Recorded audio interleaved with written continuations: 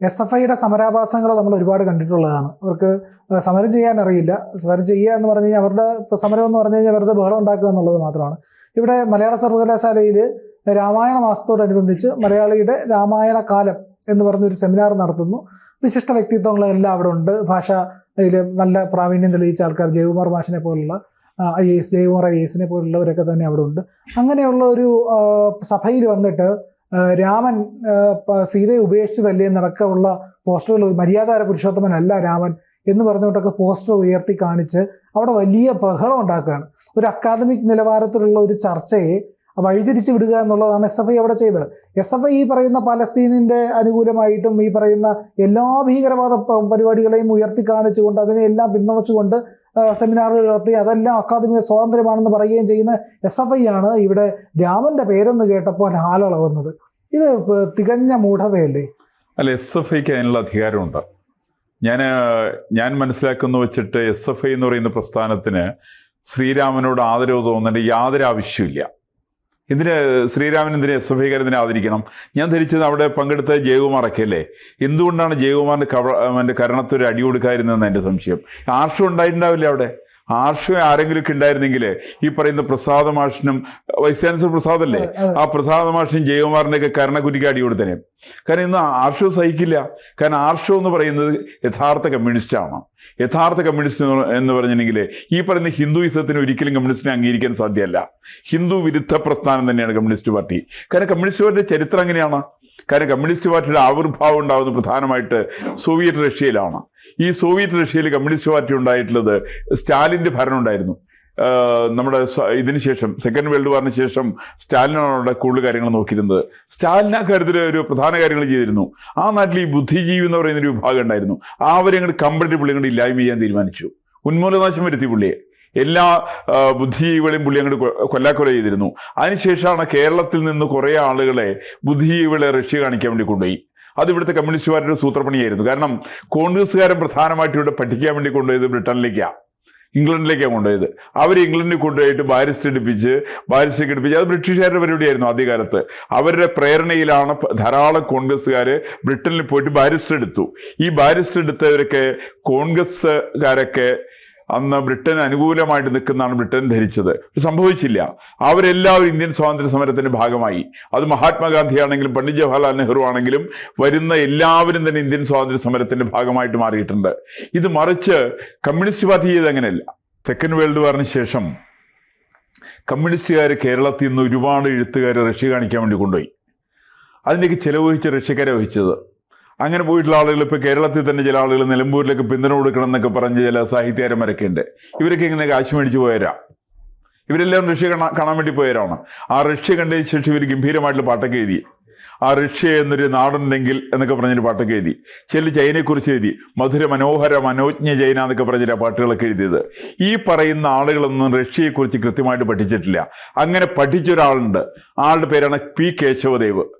ആ P. കേശവദേവ് ഒരു പുസ്തകം എഴുതിയിട്ടുണ്ട്. ആ പുസ്തകത്തിൻ്റെ പേര് കമ്മ്യൂണിസ്റ്റ് വധയന്ത്രം എന്നാണ് പുസ്തകത്തിൻ്റെ പേര്. ആ കമ്മ്യൂണിസ്റ്റ് വധയന്ത്രത്തിൽ പറയുന്നുണ്ട്, അവിടെ ബുദ്ധിജീവികളെന്ന് പറയപ്പെടുന്ന മുഴുവൻ ആളുകളെ സ്റ്റാലിൻ നടത്തിയിരിക്കുന്ന കൂട്ടക്കൊലയുടെ വ്യക്തമായ ചിത്രം ബോധ്യപ്പെടുത്തുന്ന പുസ്തകത്തിൻ്റെ പേരാണ് കമ്മ്യൂണിസ്റ്റ് വധയന്ത്രം.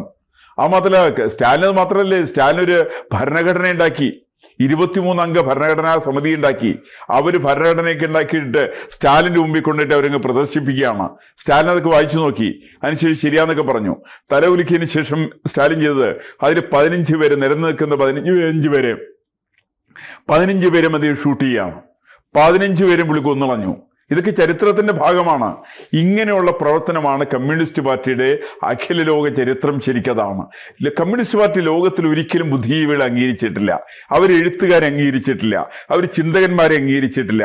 അങ്ങനെ വരുന്ന ആളുകളെ മുഴുവൻ കൊല്ലാക്കൊല ചെയ്യുന്ന പ്രവർത്തനമാണ് കമ്മ്യൂണിസ്റ്റ് പാർട്ടി നടപ്പിലുവരുത്തിയത്. അതാണ്. അത് തന്നെയാണ് SFI ചെയ്യുന്നത്. SFI ചെയ്യുന്ന സമയത്ത് നമ്മൾ ചിന്തിക്കേണ്ട വസ്തുത, SFIക്കാർക്ക് രാമായണത്തെ കുറിച്ചിട്ട് എന്താ നിശ്ചയമുള്ളത്? അത് കടലും കടലാടിയും തമ്മിലുള്ള ബന്ധമാണ്.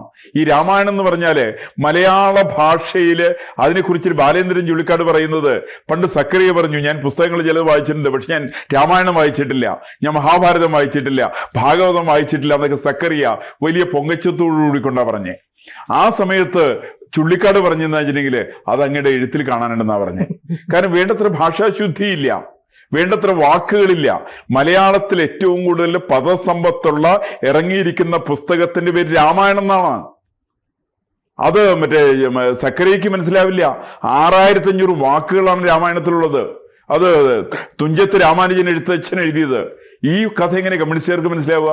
അതെങ്ങനെ SFIക്കാർക്ക് മനസ്സിലാവുക? അപ്പൊ SFIക്കാർക്ക് അക്ഷരജ്ഞാനമില്ലാത്ത, വായനാശീലമില്ലാത്ത കമ്മ്യൂണിസ്റ്റുകാരെ സംബന്ധിച്ച് അവരാകെ വായിക്കുന്നത് ഏംഗൽസിന്റെ മറ്റേ ബലാത്സംഗത്തിന്റെ ചരിത്രമാണ്. അവർ വായിക്കുന്നത്, രണ്ടാമത് വായിക്കുന്നത് EMSന്റെ പുസ്തകമാണ്. കാരണം പി കൃഷ്ണപിള്ളയാരും വായിക്കില്ല, AK ജിയുടെ ആത്മകഥ വായിക്കില്ല. ഇങ്ങനെയൊക്കെ വായിക്കുന്ന ചില ആളുകൾ അവര് നമ്മുടെ EK നായനാരുടെ തമാശക്കഥകൾ വായിക്കും. ഈ രാമായണത്തിന്റെ സവിശേഷത കമ്മ്യൂണിസ്റ്റുകാർക്ക് മനസ്സിലാവാത്തതിൽ അത്ഭുതമൊന്നുമില്ല. കാരണം രാമായണത്തിൽ 6500 വാക്കുകളാണ് രാമായണത്തിലുള്ളത്. എത്രയും 6500 വാക്കുകളുള്ള മറ്റൊരു കൃതിയുടെ പേര് ഇവർക്ക് പറയാൻ സാധ്യമാവും? അത് MT വാസുദേവൻ കൃതിയുണ്ടോ?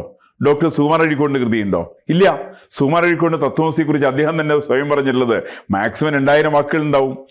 അഴീക്കോട് സാറാണ് ഒരിക്കൽ പറഞ്ഞത്, ഒരു പ്രസംഗം ഞാൻ 1 മണിക്കൂർ നടത്താൻ പരമാവധി 400 വാക്കുകളുടെ ആവശ്യമുള്ളൂ.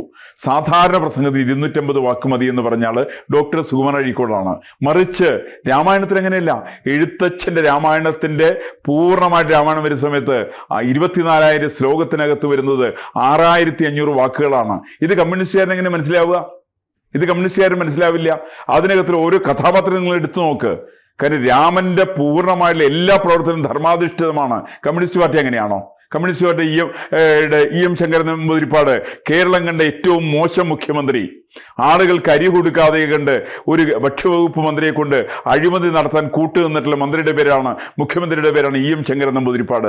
ഈ ശങ്കരൻ നമ്പൂതിരിപ്പാടിന്റെ കാലത്താണല്ലോ 957 മക്രോണിയാണ് ആളുകൾക്ക് കൊടുത്തത് 1ാം ഭരണകാലത്ത്. 2ാം ഭരണകാലത്ത് അദ്ദേഹം കൊടുത്തത് എന്താണെന്നറിയാമോ? അതിന്റെ പേരാണ് ചോളം എന്നാ കൊടുത്തത്.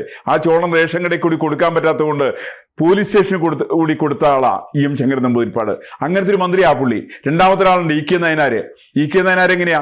ഇയാൾ TN മുഖ്യമന്ത്രിയായിട്ട് മത്സരിച്ചില്ലല്ലോ, അന്ന് അസംബ്ലിയിലേക്ക് മത്സരിച്ചില്ല. മറിച്ച് അവിടെ KR ഗൗരിയും സുശീല ഗോപാലിനെയൊക്കെ നിർത്തി മത്സരിപ്പിച്ചു. അവർ ജയിച്ചു വന്നു. കേരള നാട്ടിൽ KR ഗൗരി ഭരിച്ചിടും എന്ന മുദ്രാവാക്യമൊക്കെ വിളിച്ചു. ജയിച്ചു വന്നപ്പോൾ ഗൗരിയമ്മോട് പറഞ്ഞു, ഇനി ഒന്നും വേണ്ട, ഇനി ഞാൻ നോക്കിക്കോളാം എന്ന് പറഞ്ഞു. എന്ന് പറഞ്ഞ് അവിടെ സ്വന്തം പാർട്ടിക്കകത്ത് ഒരു പുതിയ ഗ്രൂപ്പ് ഉണ്ടാക്കി അച്യുതാനന്ദനെ കൂട്ടുപിടിച്ച് തലശ്ശേരിയിൽ മത്സരിച്ച് ജയിച്ച് കേരളത്തിന് മുഖ്യമന്ത്രിയായിട്ടുള്ള ആളുടെ പേരാണ് EK നായനാർ എന്ന് പറഞ്ഞാല്. അങ്ങനെ കമ്മ്യൂണിസ്റ്റ് പാർട്ടിയിൽ താരതമ്യേന എനിക്ക് പലപ്പോഴും കുഴപ്പക്കാരനാണ്. അത്യാവശ്യം ഒരു അടിപിടിയുണ്ട്, ചില ആളുകൾ കൊല്ലുന്നുള്ള കുഴപ്പമൊഴിച്ചിട്ട് ഈ പറയുന്ന പിണറായി വിജയൻ താരതമ്യേന വെച്ചാന്ന് എനിക്ക് പലപ്പോഴും തോന്നാറ്. പിണറായി വിജയനേക്കാളും വളരെ മോശപ്പെട്ട വ്യക്തികളാ EM ശങ്കരൻ നമ്പൂതിരിപ്പാട് EK നായനാരും ഒക്കെ. അതിനേക്കാളും ഫാർ ബെറ്റർ ആണ് ഈ പറയുന്ന പിണറായി വിജയൻ. അതുകൊണ്ടാണ് പിണറായി വിജയൻ ശിഷ്യന്മാരായിരിക്കുന്ന ആളുകൾക്ക് അവർക്ക് രാമായണ അലർജിയാണ്. രാമായണത്തിലെ കഥാപാത്രങ്ങളെ കമ്മ്യൂണിസ്റ്റുകാരൻ പഠിക്കണം. അതിനെക്കുറിച്ച് K ദാമോദരൻ എഴുതിയിട്ടുണ്ട്, ഇന്ത്യയുടെ ആത്മാവെന്ന പുസ്തകത്തിന്റെ പേര്. അദ്ദേഹം പറഞ്ഞിരിക്കുന്നത് ഇന്ത്യയുടെ മാനബിന്ദുക്കളെ കുറിച്ച് കമ്മ്യൂണിസ്റ്റ് പാർട്ടി പഠിക്കേണ്ടതായിരുന്നു എന്നാണ്. അത് പഠിക്കാൻ 1960കളിൽ എഴുതിയിട്ടുള്ള പുസ്തകമാണ് അദ്ദേഹം, ഇന്ത്യയുടെ ആത്മാവ്. അത് കമ്മ്യൂണിസ്റ്റുകാരും വായിച്ചിട്ടുണ്ടാവില്ല. ഇന്ന് അവർ പറയുന്നത് കാരണം CPI ആണെന്ന് പറയും. SA ഡാങ്കി ഇടക്കാലത്ത് പറഞ്ഞിരുന്നു. ആ സമയത്ത് ഇവർ SA ഡാങ്കിയെ കുറിച്ച് പറഞ്ഞെന്താ വെച്ചിട്ടുണ്ടെങ്കിൽ വേദാന്തി ഡാങ്കി എന്നാണ് ഇവർ വിളിച്ചത്. അതുകൊണ്ട് കമ്മ്യൂണിസ്റ്റുകാരൻ രാമായണത്തിനെതിരായിട്ട് SFIക്കാര് ഈ പറയുന്ന മലയാള സർവകലാശാലയിൽ നടത്തുന്ന കലാപങ്ങള്, ബഹളങ്ങള്, ആ ബഹളങ്ങൾ ആർക്കും അത്ഭുതത്തിന് അവകാശമില്ല. അത് ചെയ്യാൻ അവർക്ക് അവകാശമുണ്ട്. അവര് പിന്താങ്ങാൻ ചിലപ്പോൾ നമ്മുടെ മൂന്നനൊക്കെ ഉണ്ടാവും, ചിലപ്പോൾ ആ നോവലിസ്റ്റ് മൂന്നിനൊക്കെ. എന്താ കാര്യം, പുള്ളിക്കടുത്ത് കേരളശ്രീയുടെ പിന്നാലെ നടക്കുന്ന ആളാ. അസ്തിത്വമില്ലാത്ത നിരവധി എഴുത്തുകാർ കേരളത്തിലുണ്ട്. ഈ പറയുന്ന അസ്തിത്വവും തൻ്റെ ഇടവുമില്ലാത്ത സ്ഥാനമോഹികളായിരിക്കുന്ന, പണമോഹികളായിരിക്കുന്ന, സ്ഥാനം കിട്ടണമെന്ന് ആഗ്രഹിക്കുന്ന ആളുകൾ കേരളശ്രീ ആകണമെന്ന് ആഗ്രഹിക്കുന്ന ചില എഴുത്തുകാരുണ്ട്. ഈ പറയുന്ന ചില എഴുത്തുകാരുടെ പിന്തുണ ഇവർക്ക് ഉണ്ടാകാൻ സാധ്യതയുണ്ട്. അപ്പൊ അതുകൊണ്ട് എനിക്ക് പറയാനുള്ളത്, ജയകുമാർ സാറൊക്കെ സത്യസന്ധമായിട്ട് പറഞ്ഞാൽ വളരെ ഭാഗ്യവാനാണ്. അല്ലെങ്കിൽ അദ്ദേഹത്തിന് TP ശ്രീനിവാസന്റെ അനുഭവം ഉണ്ടായിന്. അപ്പൊ TP ശ്രീനിവാസന്റെ അനുഭവം ഉണ്ടായില്ലല്ലോ. കാരണം ആർഷോ എന്നൊക്കെ പറഞ്ഞിട്ടുണ്ടെങ്കിൽ തൊട്ടടുത്തുള്ള വിദ്യാർത്ഥിയോടും പറഞ്ഞാൽ പട്ടികജാതിക്കാരോട്, നിന്നെ അങ്ങോട്ട് ശരിയാക്കിയിട്ടുണ്ടെങ്കിൽ നീ ഗർഭിണിയാക്കാൻ എനിക്കറിയാമെന്ന് പറഞ്ഞ ഒരു കേരളം കണ്ടിട്ടുള്ള ഏറ്റവും നികൃഷ്ടനായിട്ടുള്ള ഒരു വിദ്യാർത്ഥി നേതാവാണ് ആർഷോ. ഈ പറയുന്ന സ്വഭാവത്തിലുള്ള ആളുകൾ നയിക്കുന്ന പ്രസ്ഥാനമാണ് SFI. അതുകൊണ്ട് അവര് രാമായണത്തിനെതിരായിട്ട് നടത്തിയിട്ടുള്ള സമരം അവരുടെ പ്രസ്ഥാനത്തിന്റെ നയത്തിന്റെ ഭാഗമാണ്. അവർ രാമായണത്തിനെതിരാണ്, അവർ മഹാഭാരതത്തിനെതിരാണ്, അവർ ഭാഗവതത്തിനെതിരാണ്, അവർ ശ്രീരാമനെതിരാണ്, അവർ ശ്രീകൃഷ്ണനെതിരാണ്. ഈ പറയുന്ന ഭാരതീയമായിരിക്കുന്ന എല്ലാ ദർശനങ്ങൾക്കും ഇവരെതിരാണെന്നുള്ളത് ഇവരുടെ നാളിതുവരെയുള്ള ചരിത്രം നമ്മളെ പഠിപ്പിക്കുന്നുണ്ട്. കൂടുതൽ വാർത്തകളും വിശേഷങ്ങളും നിങ്ങളിലേക്ക് എത്താൻ ABC മലയാളം സബ്സ്ക്രൈബ് ചെയ്യുക, ബെൽ ബട്ടണും അമർത്തുക.